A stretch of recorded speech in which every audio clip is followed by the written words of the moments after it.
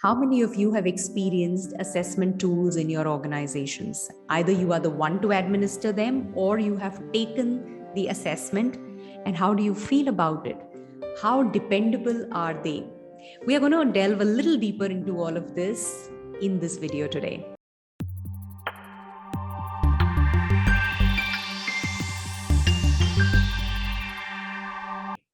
Hi, I'm Aastha Tatia, daughter of two rock-solid pillars, mother to a lovely daughter, wife of a humor king, an engineer, MBA, corporate executive, turned anchor person, now an author and a happiness coach, helping leaders build deep connections and meaningful relationships in their organizations. Do hit the like button and subscribe to the channel if you've not done it already. So there are so many tools that are now available that are talked about, and organizations are using them massively to assess the performance of employees at different levels, right? Now, the question that arises is that whether they are dependable, how dependable are they, and what is the outcome. So one of the things, of course, to look at is, from the whole bunch, the huge lot, which tool are you picking and choosing? Is it really dependable? So there are some really great ones, but at the same time, there are tools which are not as great, which I would say are not as dependable, but they are being used, right? So one is, what tool are you using? At the same time, it's important to look at the context of these tools.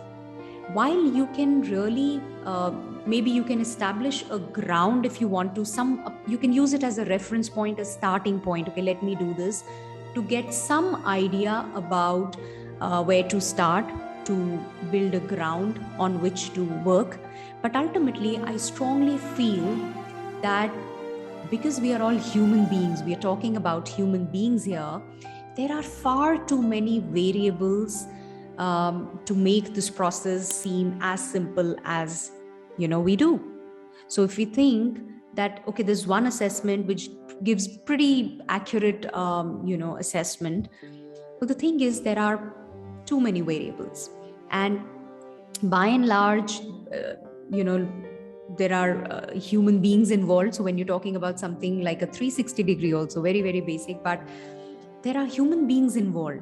The person who's being assessed is a human being. The people who are giving the feedback are human beings. We're talking about brains, different brains, and there are a lot of emotions at play, right? And in that moment, what is happening, right? So there are so many variables, and therefore, depending and basing your entire course of action on these tools, I think, is not the wisest thing to do.